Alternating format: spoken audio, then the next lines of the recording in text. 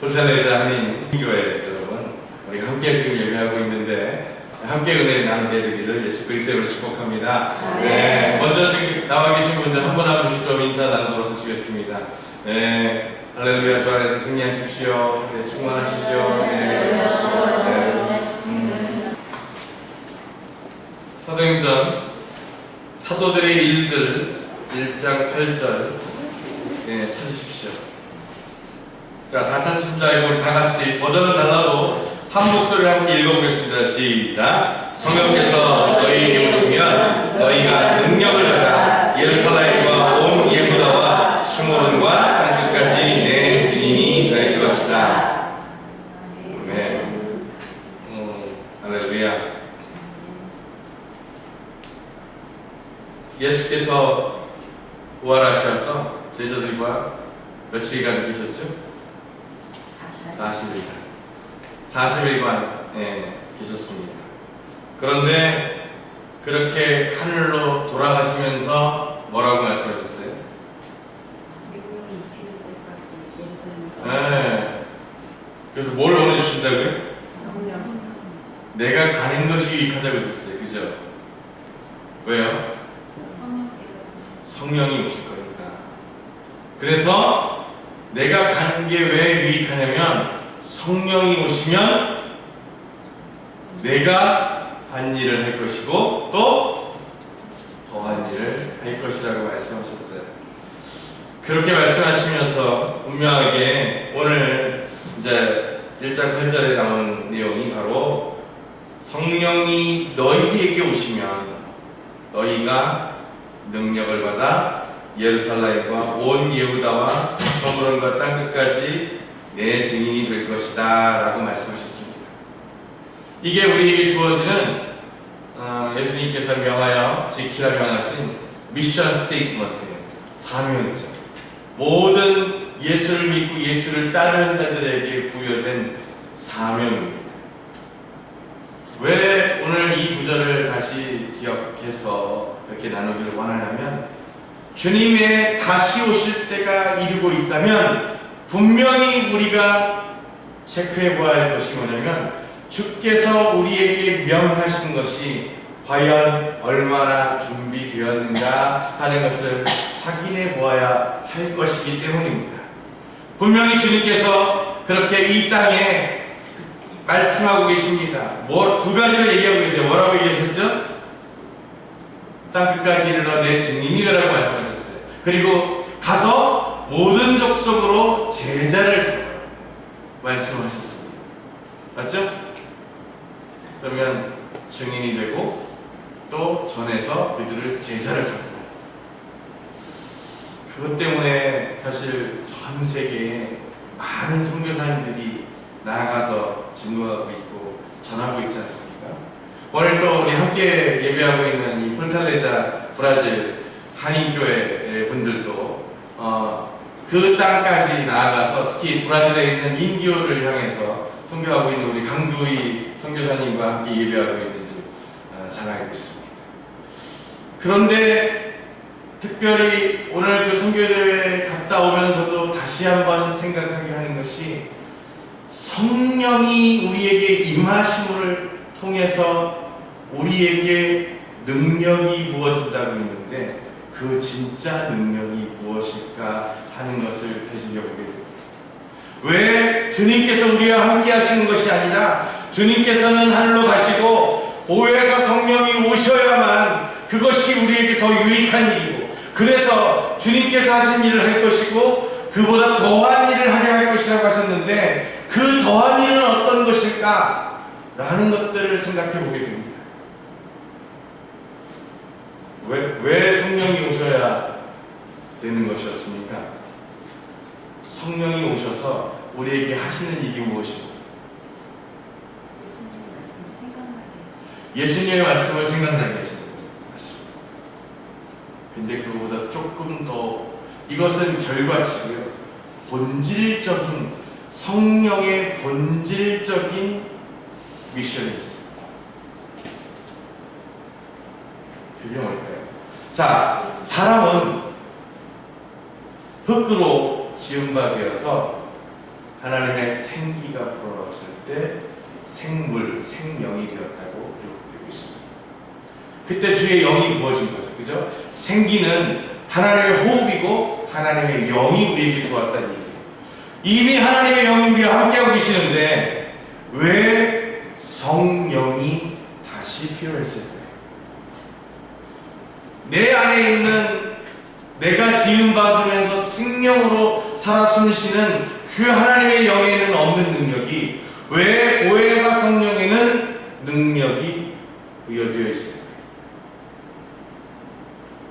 왜 내가 내 안에 있는 하나님의 영으로는 예수님이 하시는 일을 할 수 없고 그보다 더 큰 일을 할 수 없으며 오직 성령이 내게 임하셔야만 그와 같은 능력이 생기는 것일까요? 어떤 잘못 이해하면 마치 성령이 우리 바카스나 자양강장제 같은 것처럼 우리에게 막 힘을 주고 그러한 우리가 할 수 없는 능력을 주는 것이냐 대부분 많이들 이해하시는 것 같습니다. 그런데 오늘 이 성경의 본문의 원어적 의미를 잘 살펴보면 완전히 다른 의미라는 것을 아시게 됩니다. 성령이 너희에게 오시면 능력을 받아 이렇게 되어 있잖아요. 그런데 여기에서 말하는 능력은 죽은 자를 살리고 병을 고치고 돌을 떡이 되게 만드는 기적을 일으키는 것의 능력이 아니라 어느 상황 가운데에서도 하나님을 바라볼 수 있고 완전히 내가 죽어져서 하나님의 영으로 살 수 있는 능력을 말하는 것입니다. 여기에서 우리는 굉장한 차이를 가지고 살아가게 됩니다. 성령을 구하게 되는 진짜 본질적 의미가 무엇이냐면 성령이 우리 가운데 오시옵소서 라고 구하면서 성령의 도우심과 임재하심을 구하는 그 내면에 숨어있는 의미가 이런 것입니다. 성령이 오시어서 내가 하나님의 일을 할 수 있도록 내게 능력을 주십시오. 그거 아닌가요? 그렇게 내가 초자연적인 기적을 일으킬 수 있는 영적인 능력을 공급해 주십시오. 이게 성령이 하시는 일인 줄 알아요. 성령이 하시는 일은 그와 같은 에너자이저 같은 역할을 감당하시는 일이 아니라 우리 안에서 하나님의 영으로 지음받으었으나 하나님께서 허락하신 혼전 영역의 자유의지가 하나님조차 앞서려고 하였던 그 범죄함 가운데에서 우리가 완전히 죽어지고 주의 영으로 회복되어지는 능력을 의미하고 있는 거예요. 하나님의 관점으로 전환이 일어나는 것을 의미하는 거예요. 내가 내 삶의 주인이라고 믿고 살아가던 그 삶에서 내가 완전히 생명이 끊어지고 죽어지지 않았지만 오직 하나님께서 인간을 창조하셨을 때 그 코에 하나님의 영을 불어넣으심으로 하나님의 자녀들로 지음받은 것처럼 보혜사 성령이 우리 가운데 임하실 때에 아버지에 대한 모든 생명으로 회복되어지는 것을 말하고 있는 거예요. 성령이 주시는 최고의 능력은 죽은 자를 살리는 말씀 선포의 능력이 아니라 하나님과 하나 되는 능력을 말하고 있는 거예요. 나는 완전히 없어지고 내 자아는 완전히 죽어지고 오직 완전하게 성령이 인도하신 가운데서 사라지는 삶을 말하는 것입니다. 성령이 하시는 일은 내가 하기를 원하는 일을 능력을 공급해주는 파이프라인이 아니라 그가 내 삶의 주인 되시고 나로 하여금 하나님의 역사와 뜻과 그 때를 이루도록 전적으로 이끌어 가시는 주인된 삶을 사시도록 내 삶의 인격을 바꾸는 것입니다. 내가 내 삶의 보좌를 붙들고 있었던 그 주인된 삶에서 그 보좌의 주인을 주 예수 그리스도로 바꾸는 역사가 일어나게 하시는 일입니다. 오직 그와 같은 성령의 역사가 우리 가운데 있을 때 우리는 다시 거듭남의 역사를 살아갈 수 있게 됩니다.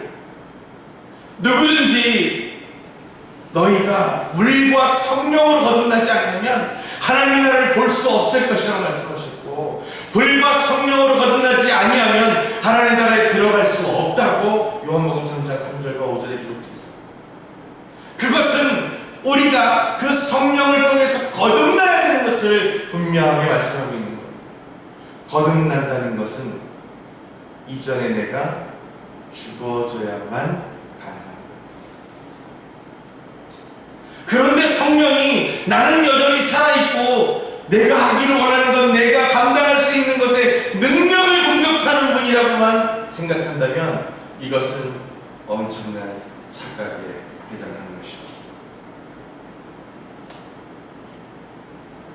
성령이 너희에게 임하시면 너희가 하나님을 알게 되는 권능을 하고 너희가 하나님과 완전히 하나 되는 권능을 받게 되고, 그래서 너희의 뜻이 아니라 하나님의 뜻을 가지고 살아갈 수 있게 되고, 너희의 바램과 너희의 유익을 구하는 기도가 아니라 하나님의 뜻과 때를 이루기 위한 기도를 너희 입술에 담을 줄 알게 되고, 너희의 그 삶의 비전이 너희의 유익을 구하는 것이 아니라 하나님께서 이 땅 가운데 이루기 원하셨던 그 언약을 내 삶의 비전으로 붙들어 살 수 있게 되기 때문에 예수 그리스도께서 이 땅 가운데 아버지가 하신 일을 내가 보아서 그대로 한다 하는 것을 이루신 것처럼 우리가 그와 같은 일들을 이루게 될 것이고, 온전히 그렇게 계속적으로 성령과 붙들려서 살아갈 수 있게 되기 때문에, 그래서 그보다 더한 일,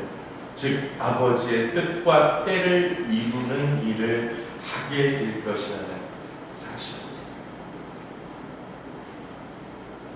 전에도 말씀드린 적이 있습니다. 성령이 내게 임하셔서, 그래서 내가 그 성령을 통해서 하나님과 완전히 하나 되고 연합되어야, 그래야 그분의 증인이 될 수 있습니다. 증인이라는 것은 뭐죠?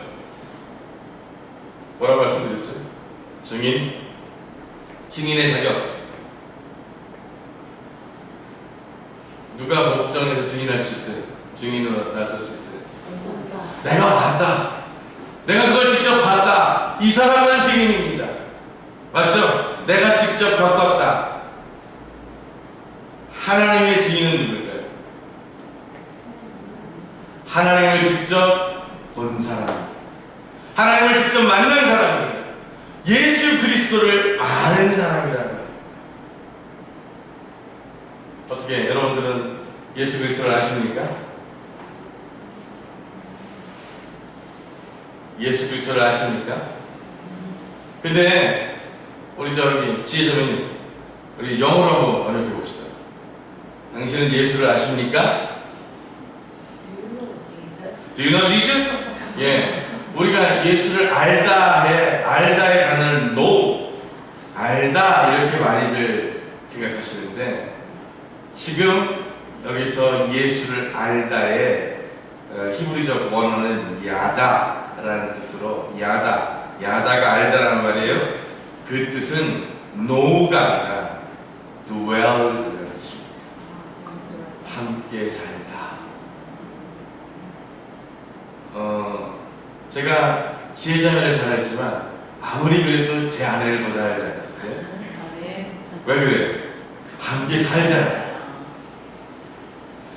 예수님을 아는 것은 그냥 지식적으로 노무하는 거 아닙니다. 지식적으로 안다는 것이 아니에요. 지금 그 증인이라는 것은 그래서 예수가 누군지를 배웠느냐를 묻는 것이 아닙니다. 어떤 것을 말하냐면 예수를 만났고 그 예수와 함께 사는 자를 얘기하는 겁니다. 너희가 예수와 그와 함께 살고 있느냐? 너희가 하나님의 영광과 더불어 함께 살고 있느냐? 그들이 하나님의 증인인 거예요. 그래서 땅끝까지 이르러서 그 모든 백성들에게 분명하게 얘기하는데, 예수 그리스도가 우리의 구세주이고 하나님이십니다. 누가 그 말을 믿겠어요?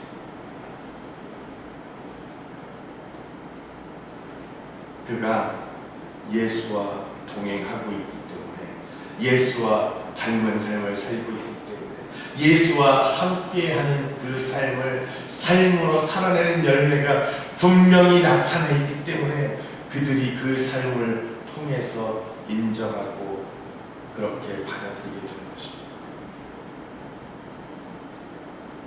그게 우리의 소망으로 될까요?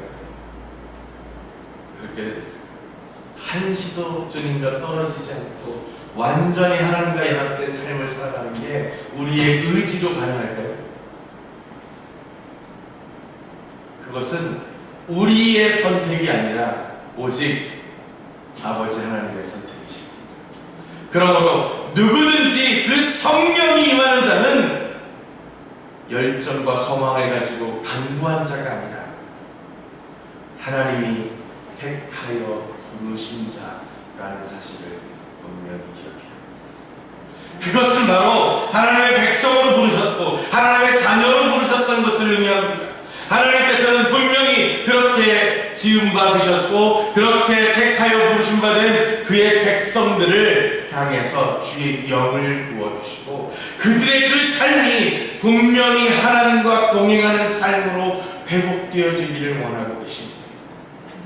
주의 성령이 임하시사 그들의 그 삶이 그들이 원하고 바라는 것에 능력을 나타내고 그래서 승승장구하고 이 세상 가운데 인정받으며 살아가는 삶이 아니라 세상에서 예수 그리스도 때문에 그 목숨을 값으로 내어줘야 되는 그 핍박과 환난의 삶을 살지라도 도저히 웃을 수 없고 감사할 수 없는 그 삶에 오직 성령과 하나 되어서 하나님과 동행하는 삶을 살아내기 때문에 내 삶의 분리 가운데에서도 하나님의 뜻이 이루어짐에 기뻐하며 감사할 수 있어 춤추게 되는 삶을 살게 되는 것입니다.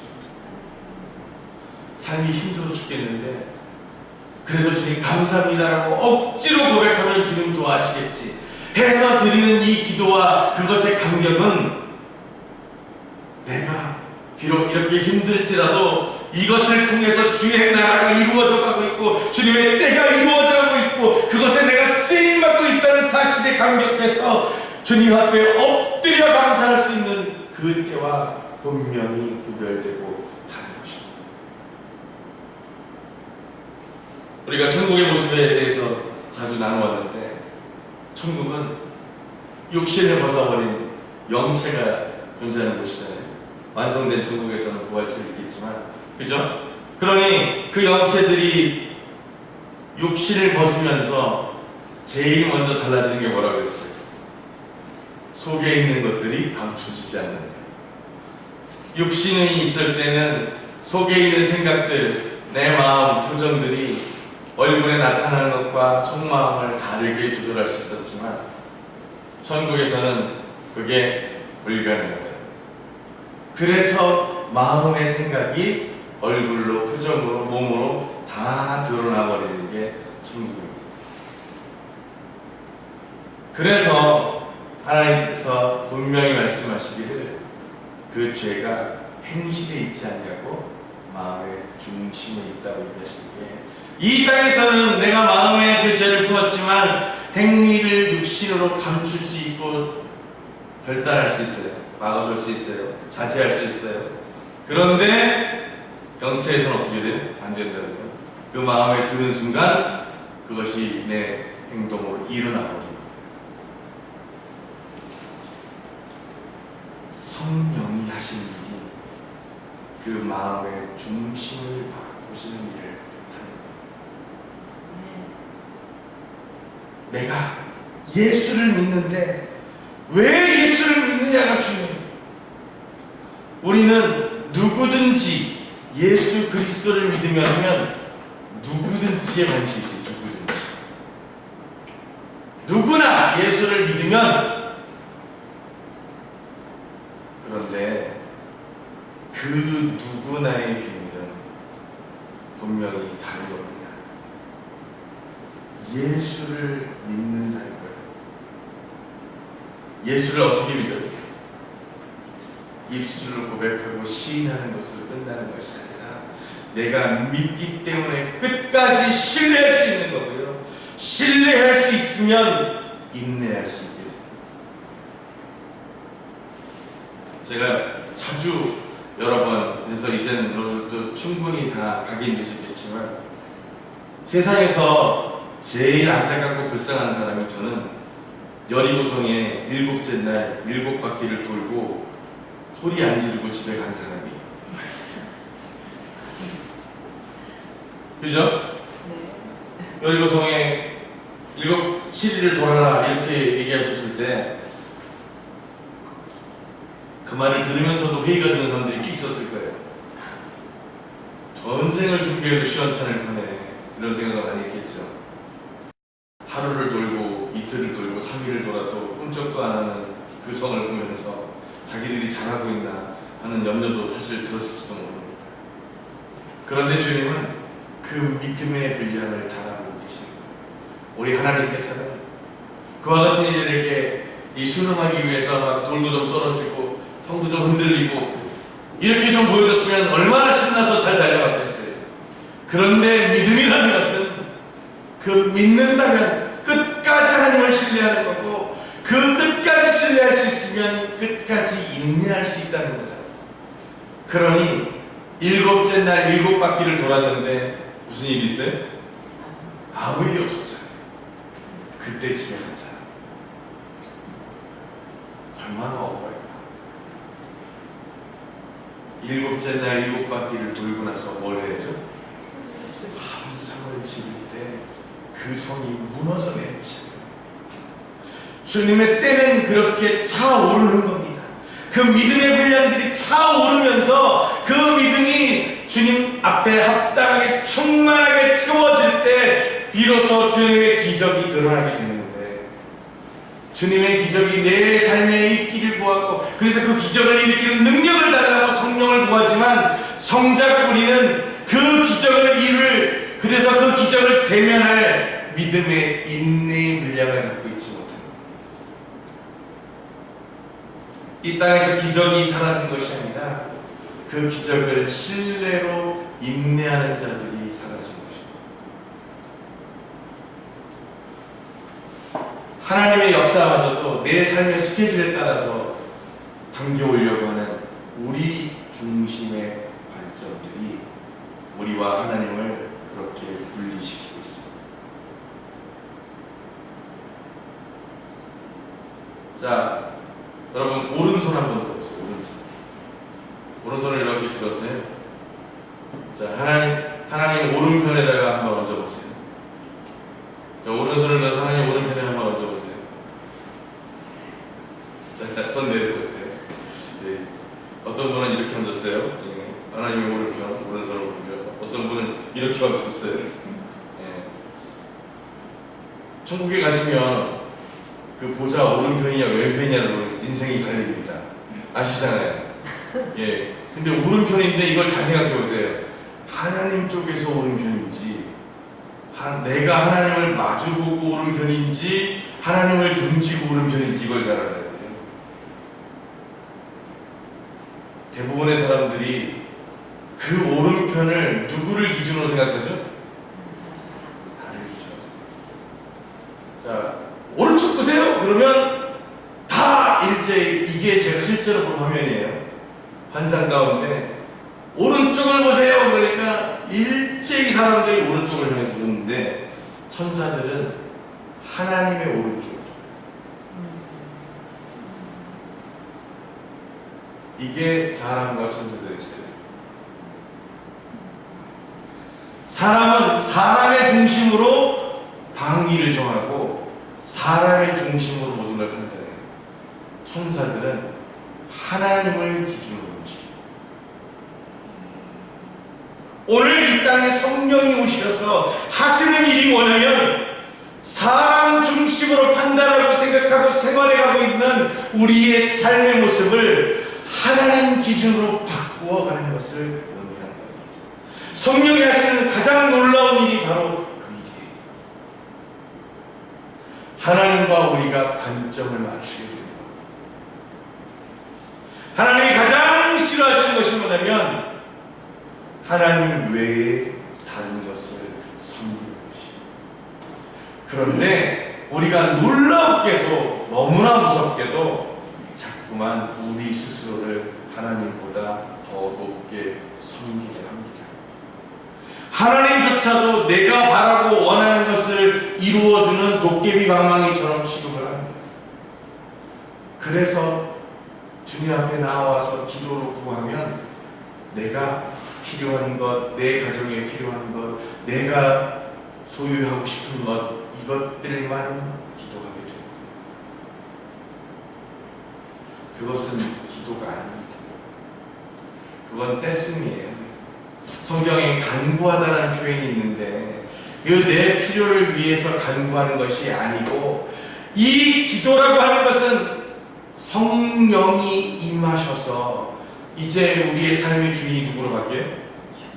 오직 여호와 하나님의 것으로 바뀌어져서, 그러면 내가 바라고 내게 유익되는 것이 기준이 될까요? 안 될까요? 안 되는 거예요. 그 성령이 임하셔서 그들이 구하게 되는 것이 뭐냐면 하나님의 것, 하나님의 계획, 하나님의 뜻과 때를 구하기 시작합니다. 나는 온전히 죽어지고 주의 영이 주인 되시어서 그렇게 사라지는 거듭난 삶을 사는 사람들이기 때문에 내 삶의 유익을 구하는 삶이 아니라 하나님의 뜻을 내 삶으로 살아내게 되기를 구하는 것이 진짜 기도가 되는 겁니다. 그러니 여러분의 유익을 구하는 것을 하루에 3시간씩 했다고 해서 그것이 기도라고 착각하지 마시길 바랍니다. 하나님의 나라와 주의 신실하심과 그 성령의 충만하심을 위해서 구하고 기도하는 것이 기도일 것이고, 그 성령에 붙들려서 온전히 주님이 내 입술을 통해서 구하게 하시고 전하게 하시고 나누게 하시는 것이 분명한 기도일 것입니다. 네. 우리의 삶은 그렇게 바뀌어질 수 있습니다. 어떻게 하면? 성령이 내게 임하시니, 성령께서 너희에게 오시면, 자, 우리 개역개정에 보면 저는 그래서 이 직역성경을 좋아하는데요, 개역개정으로 보면 성령이 내게 임하시면 이렇게 되어 있죠.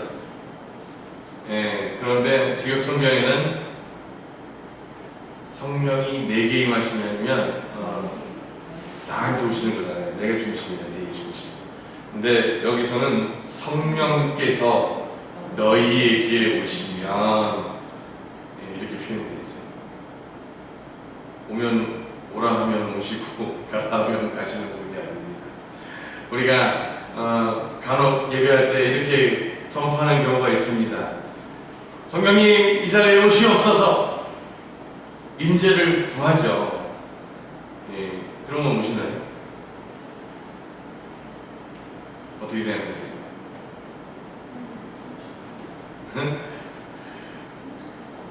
성령이 오시옵소서, 아니면 좀 세게 올까요? 나사렛 예수 그리스도를 향하여 선포하노니 성령은 이곳에 임재할지어다, 이렇게 선포하면 어떻게 여기 계시게 되나요? 성령의 임재가 있게 하기 위한 유일한 방법은 예배입니다. 구하는 것인데, 성령의 임재를 구하는 건데 오시옵소서라고 하는 초청이 아니고 주님 영광을 받으옵소서라고 올려드리는 거예요. 우리가 주를 향한 영광을 올려드릴 때 그분이 우리와 함께 하시는 것입니다. 우리가 부르면 오고 가라고 하면 가시는 분이 아니에요. 그것조차도 우리는 우리가 마음껏 부릴 수 있다고 착각하는 경향이 있는 것 같습니다. 온전히 우리의 생각의 중심을 바꾸어야 할 때입니다. 이제 그 관점의 주인이, 그래서 그 생각의 모든 기준이 하나님으로 회복되어지는 역사가 있어야 할 때입니다. 여러분들 분명히 말씀드리지만 마지막 때에 우리가 싸워야 될 최고의 대적은 이교도들이 아닙니다. 우리가 늘 함께 예배하고 늘 함께 만나던 자들일 겁니다.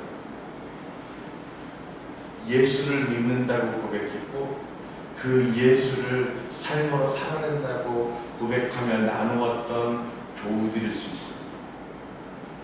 누가 하나님의 적이냐면 하나님이 아닌 스스로를 기준으로 삼은 모든 것들이 하나님의 대적하는 자들입니다. 하나님의 관점으로 보는 사람들이 아니라면 누구나 하나님의 대적자라는 사실을 기억하셔야 해요.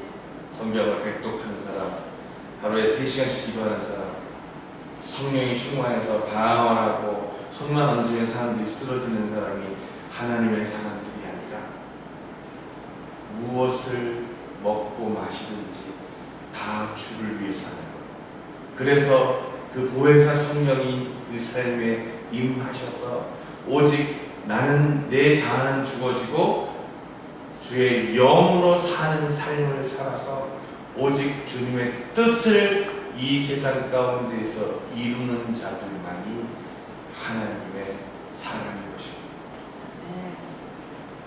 제일 안타깝고 속상한 것이 무수히 많은 교인들이 주님 앞에 섰을 때 내가 도무지 내가 누군지 알지 못한다 하는 소리를 듣게 될까 하는 생각입니다.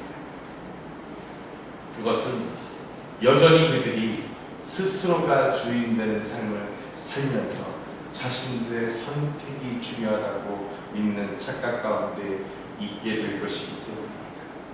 구원은 내가 예수를 믿는다고 택한 것으로 얻어지는 것이 아닙니다. 그 마음을 부으시고 먼저 찾아와 주신 분이 바로 하나님이십니다.